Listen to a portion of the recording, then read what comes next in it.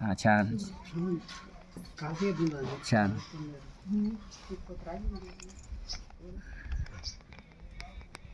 छान छान.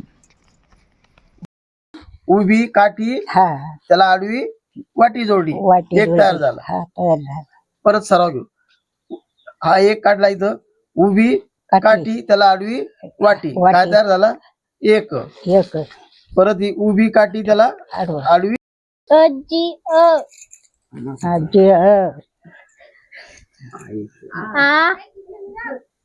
म्हणू आजी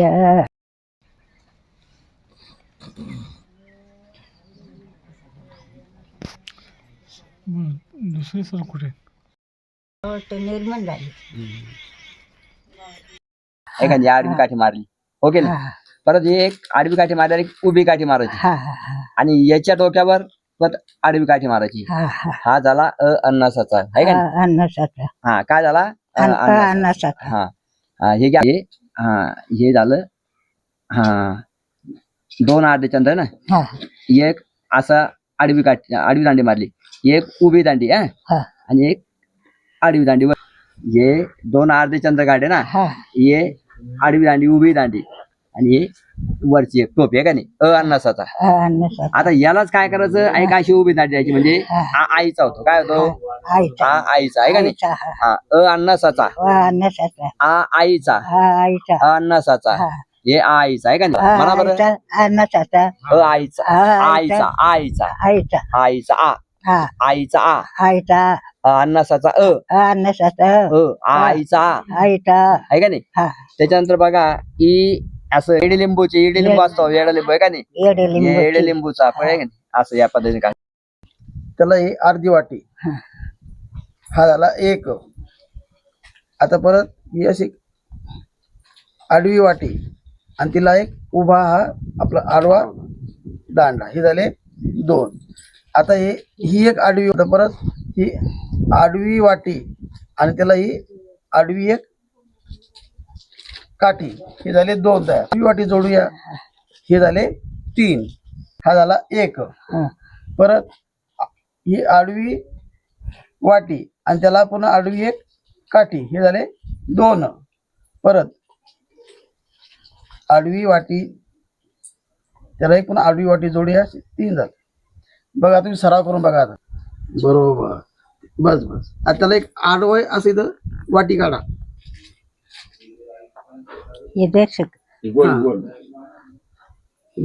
आडवी वाटी अशी बरोबर. हा झाला एक. आता त्याला आडवी पण एक वाटी काढा.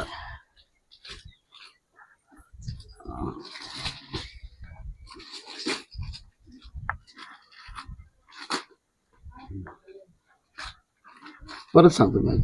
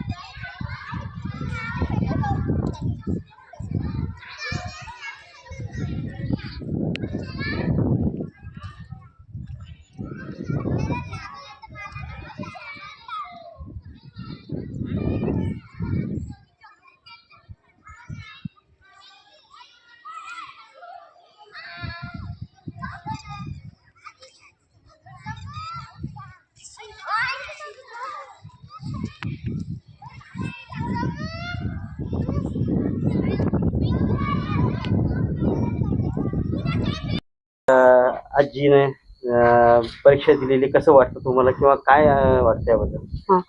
आमच्या आजीने परीक्षा दिली म्हणून आम्हाला खूप चांगलं वाटतंय आणि आजीला खूप छान वाटतंय. आजी त्यात चांगल्याच आम्ही शिकवतोय तर त्याच्यात पण खूप आनंदानं सहभाग घेताय त्या आणि प्रयत्न सुद्धा करताय भरपूर शिकण्याचा. आणि नाव वगैरे लिहून शिकलात आता, 1-2 म्हणताय, आई म्हणताय.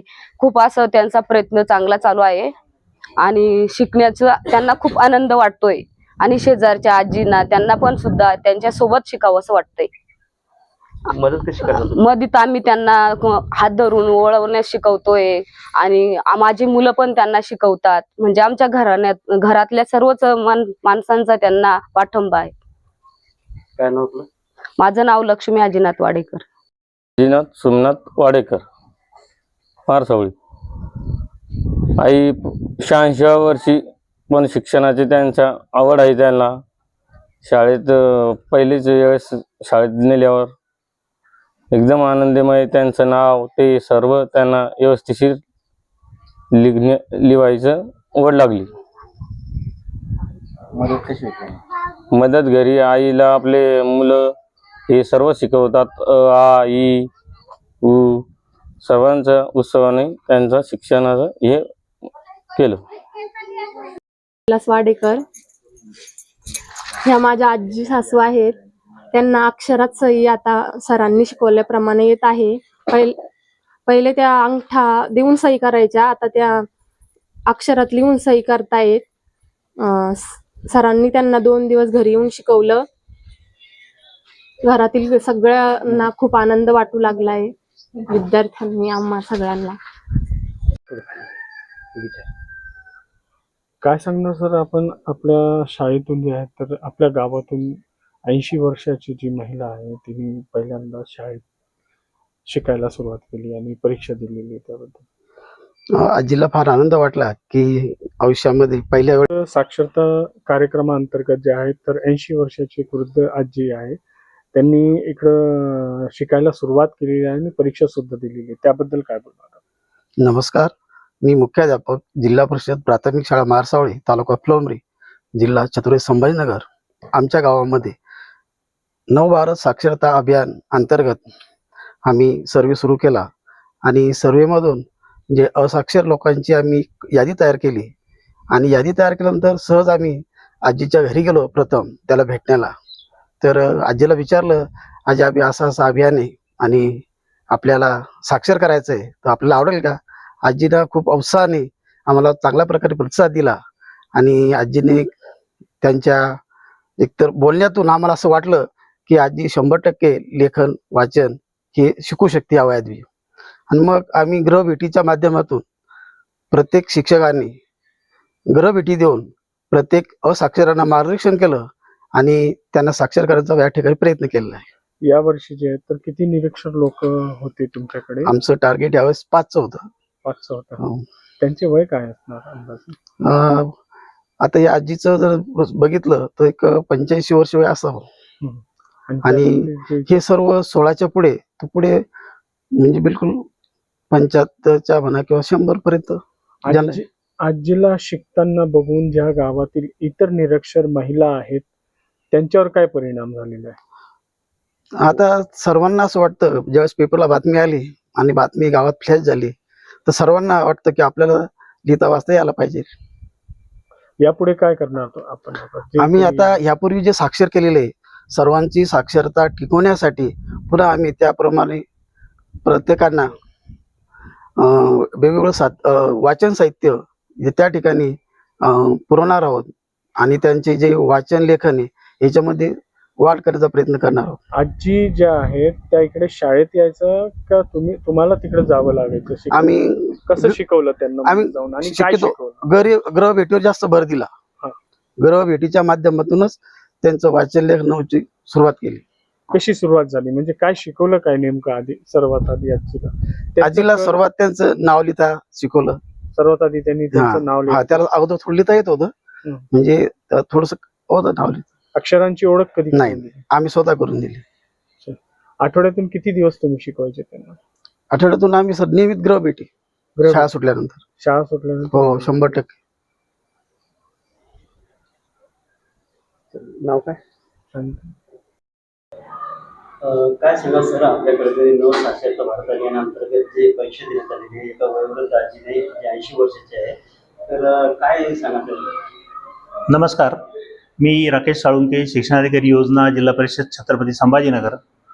नवभारत साक्षरता कार्यक्रम जो केंद्र शासनामार्फत राबवला जातो, या अंतर्गत संपूर्ण राज्यात काल 29 मार्च 2026 रोजी असाक्षरांची परीक्षा घेण्यात आली. या परीक्षेत आमच्या जिल्ह्यात देखील 3744 असाक्षरांनी परीक्षा दिली. या असाक्षरांची नोंद सुरुवातीला स्वयंसेवकांमार्फत उल्हास ॲपवर केली जाते आणि त्या माध्यमातून त्यांना प्रशिक्षण देऊन पायाभूत साक्षरता आणि संख्याज्ञान त्यांना यावं याची तयारी करून घेतली जाते. आणि काल झालेल्या परीक्षेत एक आनंदाची गोष्ट म्हणजे आमच्या फुलंब्री तालुक्यातील मारसावडी गावातील अनुसायाबाई वाडेकर या जवळपास 86 वर्ष वय असलेल्या महिला आजींनी देखील ही परीक्षा दिली. त्यांनी त्यांची इच्छाशक्ती एवढी होती की त्यांनी शाळेत येऊन परीक्षा त्या ठिकाणी देऊन त्या परीक्षेला पूर्ण वेळ बसल्या आणि खरोखर सर्वांना यात हा जो कार्यक्रम शासनामार्फत राबवला जातो आणि त्यांनी जो सहभाग त्या ठिकाणी नोंदवला, एक प्रकारे ती एक उल्हासदायक बातमी आमच्यासाठी आहे. धन्यवाद. काय नाव आपलं? माझं नाव राकेश साळुंके, शिक्षणाधिकारी योजना, जिल्हा परिषद छत्रपती संभाजीनगर.